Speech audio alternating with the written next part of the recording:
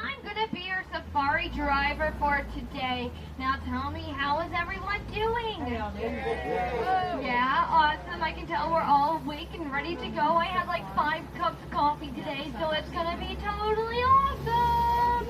I'm so excited. All right, guys. Now I'm just waiting for the signal to let us go into the reserve by my warden up there. So once we get that signal, we'll be able to head into the Little Ittery Forest. But I have a couple safety reminders. Please remain seated at all times. It is very important that you do this because it's very, very bumpy out there. So please remain seated. And please keep all your hands, arms, feet, and legs inside the vehicle as well. There are a lot of thorny bushes out there, and I don't want anybody to get poked because that wouldn't be any fun. Also, if you have any cameras, you definitely want to take those out and take as many pictures as you like. But please try and keep all your stuff inside the vehicle. And definitely try and put your cameras on a sports or motion mode. If you put your cameras on a sports or motion mode, you'll get the best picture because I may be moving or the animals themselves may be moving. So if you get a chance, definitely put those cameras on that sports or motion mode so you can get awesome pictures. Alright guys, it looks like we're holding up a little bit here, but no worries, Hakuna Matata. Now, if you look above your head, you will be able to see the Safari Spotting Guide. That's going to help us with our adventure today, so definitely take a look at that. I can't promise you we'll be able to see every single animal on that list, but you are definitely going to try and see most of them today. So keep your eyes out and we'll see what we can find. Oh, now on the left-hand side, you will be able to see the bongos.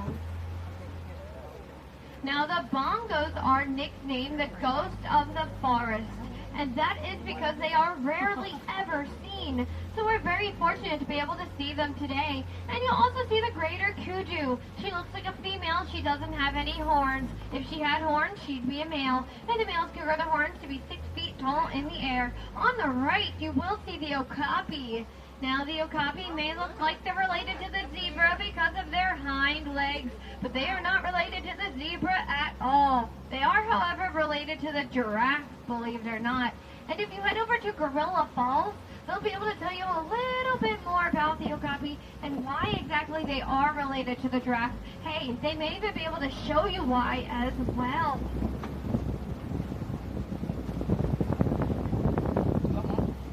Alright guys, now coming up on the left-hand side behind these trees, you will be able to see the black rhinoceros right behind those trees. Now, unfortunately, the black rhino is becoming extinct. There's only, well, the rhino family themselves are becoming extinct. There's only about 5,000 left in the world. They are getting hunted for their horns, which are made out of keratin. And keratin's just like our hair and fingernails. So they are getting hunted for something we already have on our bodies. And what's even worse is that humans are their only predators. Now, if you look to your right, you'll see another greater kudu. Like I said, she's also a female. She doesn't have any horns. They can leap about 8 feet in the air as well.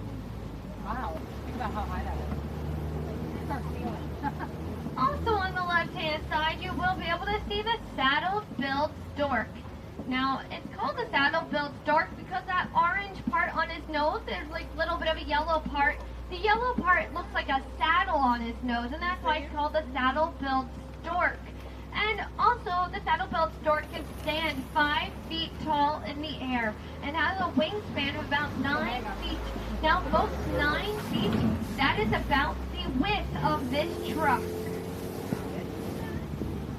All right, wow, it looks like we're going to be heading towards some watery areas next. Oh, so we must be getting close to the Salty River.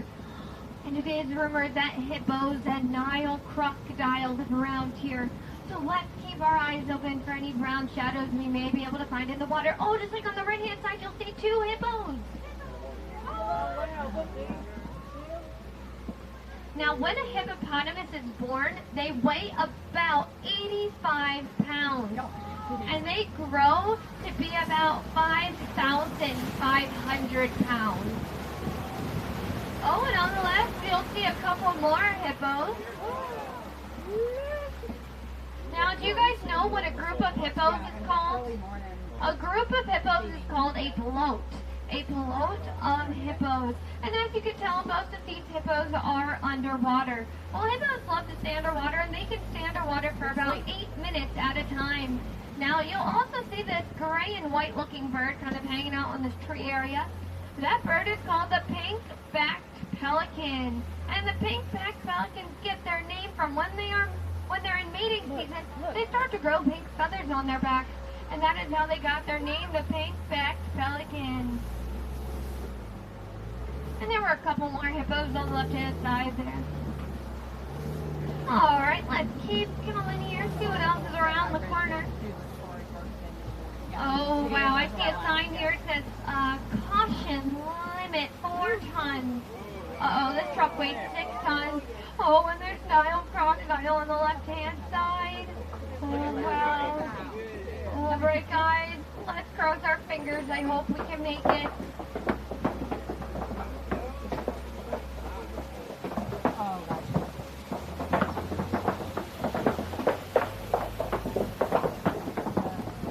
Whew, and we made it. Now, the Nile crocodile can grow to be about 16 feet long. And that's pretty impressive because that's about as tall as a giraffe. A giraffe can stand about 16 to 20 feet tall in the air. So the fact that a Nile crocodile can grow to be about as long as a giraffe is really impressive. Also, they can live to be about 40 to 45 years old. Now, coming up on the right, you will be able to see the baobab tree, also known as the upside down tree. Now, that tree can hold tons of water inside of it and can live to be thousands of years old. But elephants know that water is inside of that tree, so they will dig their tusks into the baobab tree, and it draws out water for them to drink. But speaking of elephants, it does look like we are heading into the savannah. Now, the savannah is home to some of the most beautiful animals in the world, such as the giraffe, the elephant, and the lion. So we are going to keep a sharp eye out for all of those animals. And if you look to your right, you will see a giraffe right on the right-hand side there. Looks like he was having a drink of water. Now, like I said earlier, a giraffe can stand anywhere from 16 to 20 feet tall in the air. But each one of their spots are very unique. They all act like fingerprints on the giraffe. So they're all very different. And you will never find that same spot on any giraffe ever again. Now, you'll also see the Ankole cattle. The Ankole cattle have those humongous horns, and those horns are very hollow. Inside of those horns, it is cone-shaped and filled with blood vessels. So when the wind blows through those horns, it does go down their whole entire body. And if you look to your left, you will see the African wild dog. Now I'm going to pull around this corner. I think we'll be able to see them a little bit better. We've never seen them move. Yep, if you look straight back, you'll see the African wild dog. Now, they're also nicknamed the painted dogs, and that is because of their unique markings on their coat. And believe it or not, those dogs cannot bark. That's right, they cannot bark. To communicate, they will make a chirping type sound, but they cannot bark. That's interesting. You heard they can't bark, they can't bark. The dogs can't bark. They're wild dogs, not bark. All right, now if you look to your left, you will see this tall orange-looking mound. Now that, my friends, is called a termite mound. And a termite mound is made out of saliva and dung. And during the more hot seasons, it does get as hard as concrete. So elephants like to use it as a scratching post for their tusks. Alright guys, now it looks like we're going to get a very good view of the giraffes on the left-hand side Okay, here. get your camera.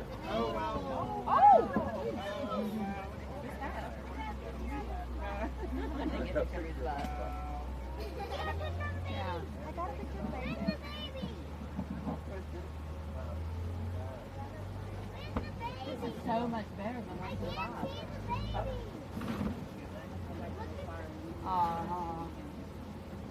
Now, when a giraffe is born, they're about 6 feet long when they're born. That's right, 6 feet. That is really tall, for a newborn, and they have to be up and walking within an hour. And that is because of predators. If there is ever a predator around, they need to be straight up on their feet at all times. Also, a giraffe will never sleep lying down. They will always sleep either sitting up or standing. Also, on the left, you will see the water buck. Now, the water buck do live near water like their name implies. And when they go into the water, they get an oily, gross smell to them. And that smell will keep them safe away from predators because predators do not like the scent of it. Also on the right-hand side, we'll be able to see the springbok. The springbok only weigh about 100 pounds, but can leap about 12 feet in the air. Now, 12 feet, that's about as high as this truck. So it's pretty incredible that an animal so small can leap so high in the air. Now, way in the back there, you'll see that tan-looking animal with the beautiful long horns. That animal is called the Patterson eland. And the Patterson eland is the largest type of antelope in the world. They can grow to be about 6 feet tall, shoulder length.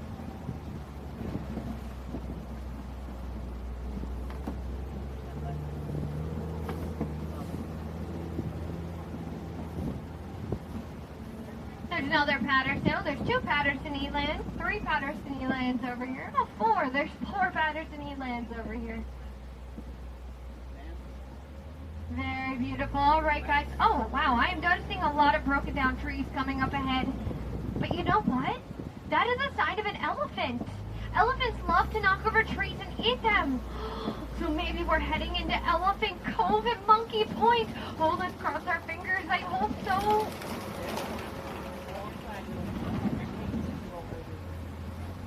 Oh, wow, guys. Now, if you look to your left, you will be able to see the mandrill. And I believe the male is back there as well.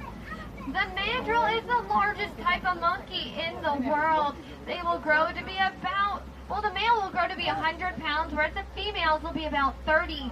So there is quite a weight difference between the male and the female mandrill. And yes, on the right-hand side, you will be able to see the male elephant. Now, the reason I know he is a male is because he's all by himself. The males are not as social as the female elephants, so they'll hang out by themselves or with other males, whereas the females are very social, and they're gonna take care of the children and hang out with the other females as well. The females kind of help each other out along the way. Uh-oh, road closed. That's not a good sign. That's the way we usually take. Oh dear, alright, well, looks like we're gonna have to head this way. I've never actually been this way before, so, yay! Oh, it looks like a really, really beat up bridge.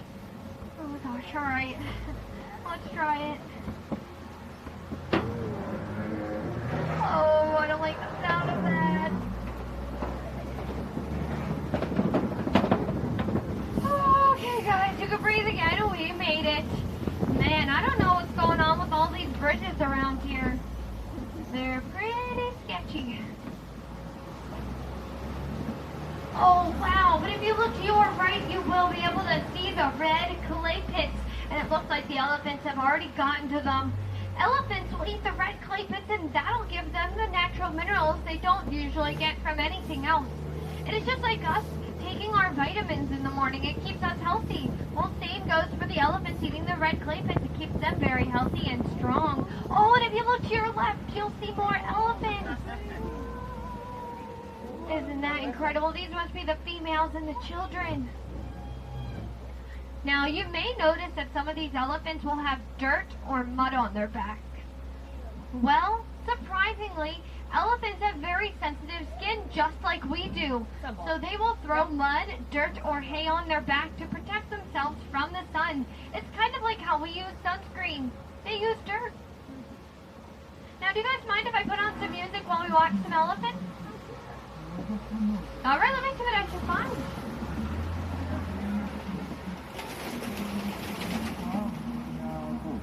Oh, I love this station. I like to call it 102 Point Elephant.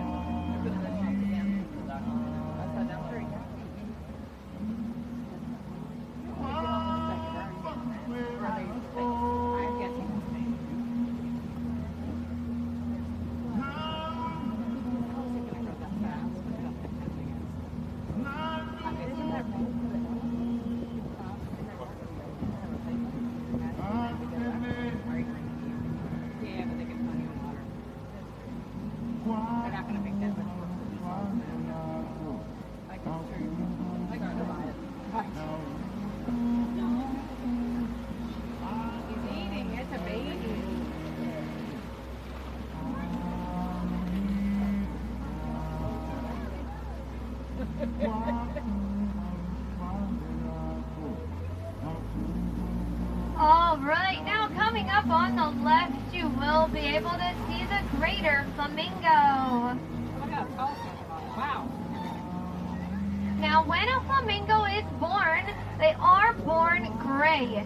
It is not until they start eating shrimp and other small fish that they start turning that beautiful shade of pink. And yes, they are the lightest type of flamingo in the world. Alright guys, let's head deeper into the savannah and see what else we can find out here. Now, a lot of the animals around here may be very camouflaged, or they definitely like to hide in the shade to keep them cool. So let's just keep our eyes open for a lot of these animals around here. They'll definitely need your help. Oh guys, if you look to your left, right underneath that palm tree area, you will see the white rhinoceros. The difference between a white rhino and a black rhino is going to be their mouth. The mouth on a white rhino is going to be wide, whereas the mouth on a black rhino is kind of going to be cone-shaped. And that is the difference between a black and a white rhinoceros. But unfortunately, like I was saying earlier, there's only 5,000 rhinos left on this planet. That's right, 5,000. He's looking like it. Oh guys, now coming up on the left, you will see a cheetah walking all the way in the back. You can see them walking. They're kind of walking back and forth. In that corner there, you'll be able to see a cheetah. I don't see. Oh, there he is. Now, the cheetah can run about 60 miles per hour in 3 seconds. That's about the length of a football field. So they can run very fast in a short amount of time. But they can only run for speed and they cannot run for power, which means that if they do run that speed, they may have to wait a couple of hours before they can run that speed again.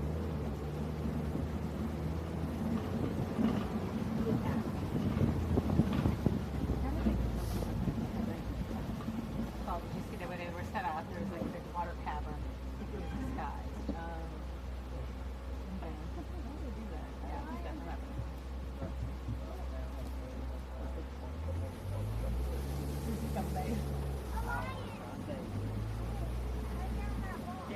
Now, coming up on the left-hand side, it looks like we will be able to see the lion. Have you seen him laying on the top of the And he is doing what he does best.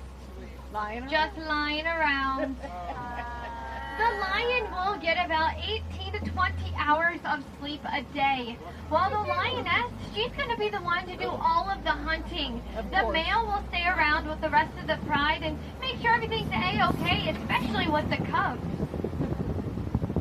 Alright guys, let's keep going. Not seeing anything yet. Oh, by the way, this area is called the cove, where the lions live. The cove. And if you look to your right, you'll see another white rhino kind of all the way back there. Beautiful, beautiful, beautiful. All right, guys, let's keep going.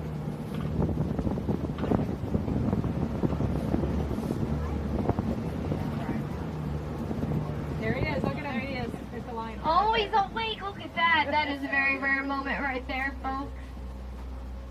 Wow. If you have your cameras out, that's definitely a good picture right there.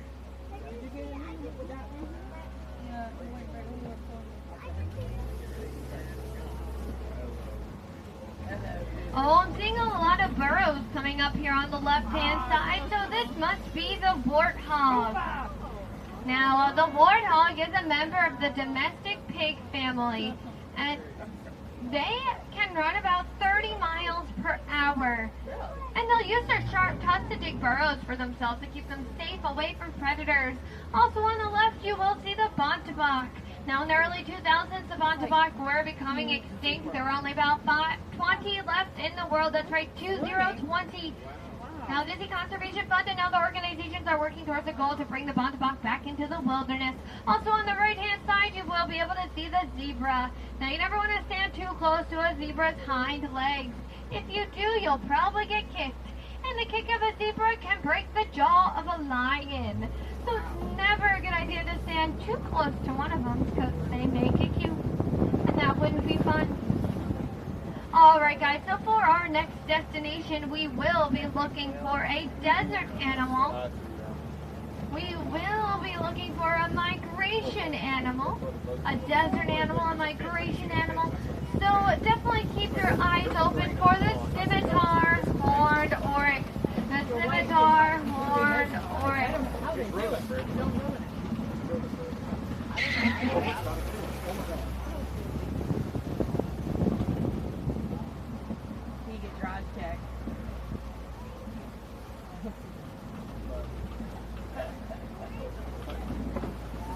Oh, and if you look to your right, you will be able to see the scimitar horned oryx.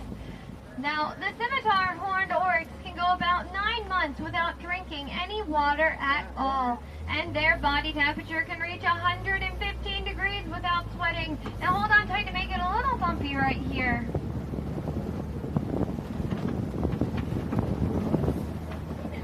Alright guys, we made it. Now, unfortunately, it does look like we are coming to the end of our adventure. Oh, I know. Sad emoji.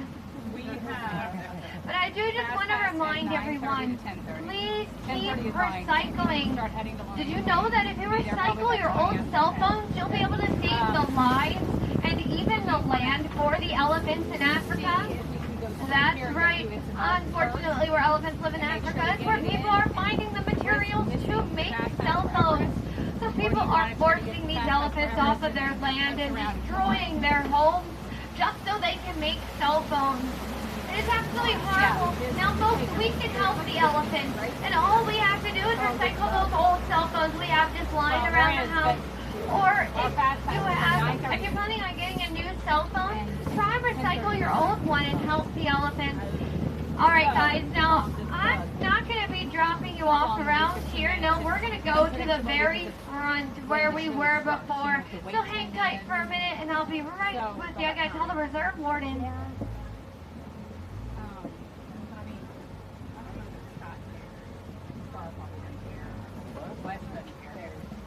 Alright guys, ready? 1, 2, 3, we're going to say Jumbo. 1, 2, 3, Jumbo! Jumbo!